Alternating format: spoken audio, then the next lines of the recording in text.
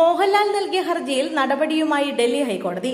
സ്വത്വത്തിനായി നിയമ സംരക്ഷണം തേടുന്ന താരങ്ങളുടെ എണ്ണം വർദ്ധിച്ചു വരുന്ന സാഹചര്യത്തിൽ നടൻ മോഹൻലാലും തന്റെ വ്യക്തിത്വ അവകാശങ്ങൾ സംരക്ഷിക്കണമെന്നാവശ്യപ്പെട്ട് ഡൽഹി ഹൈക്കോടതിയെ സമീപിച്ചിരുന്നു. ഇതേ തുടർന്ന് വ്യക്തി അവകാശങ്ങൾ സംരക്ഷിക്കണമെന്നാവശ്യപ്പെട്ട് നടൻ മോഹൻലാൽ നൽകിയ ഹർജിയിൽ ഡൽഹി ഹൈക്കോടതി നടപടിയെടുത്തു. നടൻ സമർപ്പിച്ച വീഡിയോ ലിങ്കുകൾ നീക്കം ചെയ്യാൻ കോടതി നിർദ്ദേശം നൽകി.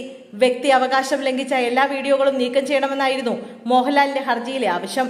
AI ഉപയോഗിച്ച് ശബ്ദം ക്ലോൺ ചെയ്യുന്നുവെന്നും ചിത്രങ്ങളും വീഡിയോകളും നിർമ്മിച്ച് പ്രചരിപ്പിക്കുന്നുവെന്നും ഇവയെല്ലാം തന്റെ അനുവാദമില്ലാതെ കൊമേഴ്ഷ്യൽ ആവശ്യങ്ങൾക്കായി ഉപയോഗിക്കുന്നുവെന്നും ഹർജിയിൽ പരാമർശിച്ചിരുന്നു.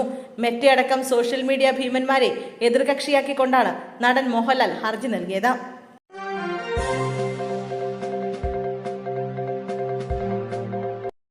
വയനാട്ടിൽ പഞ്ചായത്തംഗത്തിന് വെട്ടേറ്റു. നെന്മേനി പഞ്ചായത്ത് നമ്പ്യാർകുന്ന് വാർഡംഗം പ്രശാന്തിനാണ് പരിക്കേറ്റത്. ഇന്ന് രാവിലെ 10:30 നടന്ന അതിർത്തി തർക്കം പരിഹരിക്കാനുള്ള ശ്രമത്തിനിടെയാണ് ആക്രമണം ഉണ്ടായത്.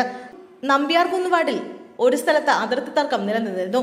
ഇത് പരിഹരിക്കുന്നതിനായി മധ്യസ്ഥത വഹിക്കാൻ എത്തിയതായിരുന്നു വാർഡംഗമായ പ്രശാന്ത്. ഇതിനിടെ പ്രകോപിതനായ ആൾ പ്രശാന്തിനെ വെട്ടുകയായിരുന്നു. ആക്രമണത്തിൽ പ്രശാന്തിന്റെ കൈക്കാണ് ഗുരുതരമായി പരിക്കേറ്റത്. ഉടൻ തന്നെ അദ്ദേഹത്തെ സുൽത്താൻ ബത്തേരിയിലെ സ്വകാര്യ ആശുപത്രിയിൽ പ്രവേശിപ്പിച്ചു.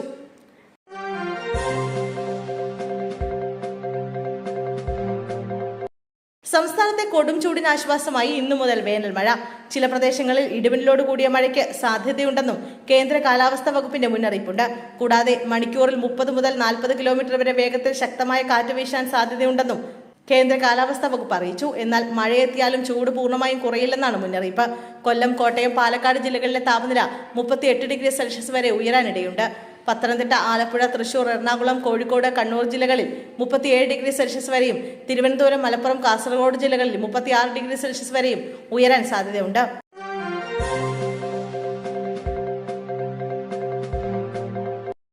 ഗുണ്ട നേതാവ് ടാബ്ലറ്റ് ആരിഫിനെ വെട്ടിക്കൊന്നു.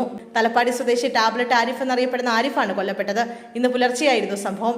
തൊക്കോട്ട് ഫ്ലൈ ഓവറിൽ ബൈക്ക് തടഞ്ഞു നിർത്തി വെട്ടിക്കൊലപ്പെടുത്തുകയായിരുന്നു. കാറിലെത്തിയ സംഘമാണ് ആക്രമിച്ചത്. സംഭവത്തിൽ പോലീസ് അന്വേഷണം ആരംഭിച്ചു.